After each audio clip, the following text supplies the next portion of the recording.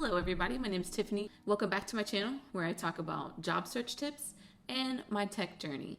So if you're new here, consider subscribing to my channel. In this video, I'm going to talk about organizing your job search with a spreadsheet. So I'll show you the spreadsheet that I use and how I use it. Also, I will tell you how you can get a free download of this spreadsheet of your very own so that you can use it on your job search. Job hunting can be a very daunting process. So you have to apply for several jobs, you have to talk to all the recruiters and the hiring managers, and if you're in tech, you also have to do coding interviews. So it's just a lot of things. So I decided to put together this job search spreadsheet to help you out, even if it's just a little bit, while you are on your journey to finding your next opportunity. During my own job search, I've used this spreadsheet to keep track of all my job leads and to track myself through the interview process. So it's been very helpful for me, and I really hope that you find it valuable as well. This spreadsheet is meant to be a template, so you can customize it to fit whatever needs you may have. If you feel like you need to add more columns to it, feel free to do so. The spreadsheet is a starting point for you so that you can get started and have less to worry about when you start finding your next job. Click the link below to get a free copy of this job search spreadsheet for yourself. So let's take a look at the spreadsheet, and I'll show you how to use it now and then also give you some tips. The email that you receive is going to be the job status Excel sheet. If you click here, you can download it. And of course, in your browser, it's going to show you the download. And then if you want, you can also go through and import that into your Google Drive, or if you want to just keep it on your desktop, you can do that as well. You can open it up with numbers if you have a Mac, or Microsoft Excel if you have Windows. So whichever way that you want to, you can open that spreadsheet. Once you open the spreadsheet, you should see this. And it's literally just a empty spreadsheet document with different column names in it. So let me go over the columns for you right now so that you can use this spreadsheet more effectively. The job name, of course, is the name of the job that you are applying to.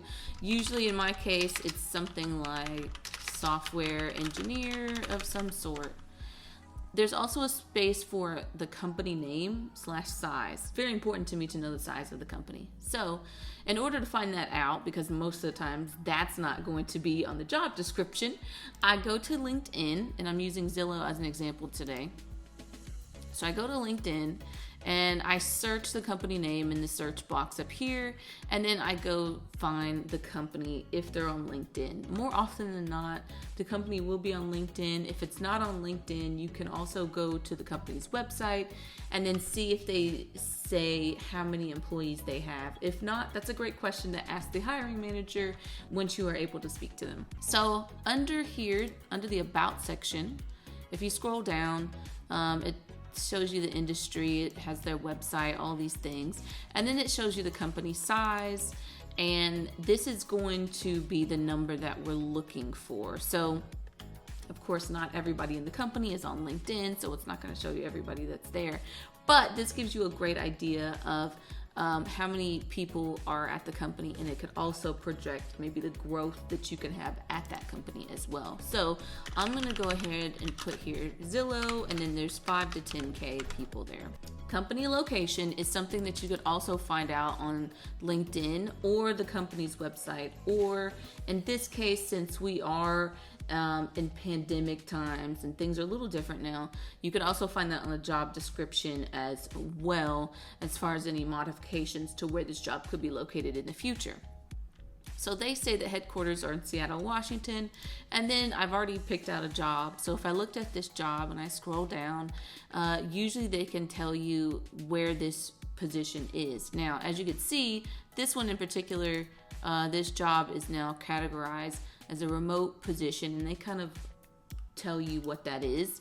So we could see that it's a remote job. The next field is a link to the job. This field is very important because this is going to show you where you found the job at as well. So I recommend, if you can, go to the company's website, and if they list the job on there, which 9 times out of 10 they do, I recommend going to the company's website and using that link. But this one works as well, just for me to show you. Now that we have the link, another important step is to go back to the job description, and you want to copy the entire job description. I usually start from the title and then go all the way down to the end of it. And I literally just copy this and then place it into a Google Doc of my own, just so that I also have my own personal copy of the job description itself. You might not have access to it anymore as you get further into the interview process. It's good to have that as a reference to go back to if you need to go look at it again. This next column is called main languages. So if you are applying to tech jobs, this is where the field where you could put coding languages at. So in this position, they kind of list a few. They're saying if you should have 2 to 5 years of experience in these languages. So that's something that I would go ahead and add here.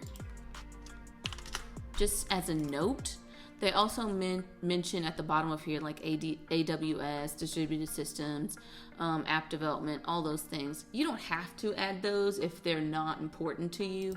Usually for me, I just jot down the languages and that's fine. But if you wanted to, you could jot down AWS as well, and then just kind of make a note, app development, just so you have a full picture of what the position or what they expect for someone in this position to have. And then the next column is the date applied. It's just that. It's the date that you have submitted your application to this position. So the next column is where did you hear about this job? This one is very important. And it's very important that you keep track of this, and it becomes more important if someone referred you to the position. I made a video a couple weeks back about how I went on Twitter and people were sending me job recommendations and such. So I would write down the person's name of who sent me the job and where they sent me the job. And then since Twitter uses usernames, I would say that their username was like @JohnSmith something. Now, this would be totally different if it was LinkedIn. So if it was LinkedIn, you can say inbox over LinkedIn. And then at that point, you could also say maybe the date that this happened, if that's relevant to you. If not, either way of doing these is fine. If you heard about it from multiple people, you might put multiple sources here as well. But the reason why this is important is when you start talking to hiring managers, a lot of the times the first thing they ask you is, where did you hear about this position? Or have you ever heard of us before? The person that you heard the job from isn't necessarily the person that you're talking to on the phone. Then you could say, hey, I heard about this job from one of your colleagues that is in the engineering department or is in the technical services department, and John told me about this position and I decided to go ahead and apply. So at least now you have your stories put together and it's not just like, well, I don't really know. So that doesn't sound good. So this is a good way to just reference where you heard this position from. The next column is initially qualified. Now, this one might be different for you. Usually when I figure out if I'm initially qualified or not, I'm more so speaking to the coding languages that they list on here on the job description, as well as the years of experience that they are looking for. Based on looking at this, I would say, yes, I am qualified. I may not have the specific coding languages that they're looking for, but I have the job experience of a few years. So they might be willing to take a gamble and just see if it would be a good fit for the both of us. The next section is for a cover letter. Some jobs ask you to submit a cover letter with your application. Some jobs not so much. I always try to put one where I see fit and where I think might help me out here. If I don't know anybody at the company, I'm adding a cover letter because they don't even know who I am. So that's a good way to introduce yourself. The reason I put it on here is saying like if you included it or not. So I'm gonna go ahead and put a yes here. And then with the same thing with the link to the job description, I'm also going to copy over the cover letter that I use to apply to and save it in a separate Google Doc so that I know that, hey, I applied to this, this is for this job at Zillow, and then I'm able to say, okay, I applied for it with this cover letter, just in case I need to go back and reference that in the future. So the next column is heard back after applying. Sometimes you'll get an email of rejection before you get anywhere, like you might submit your application, then a week later you might get a rejection email.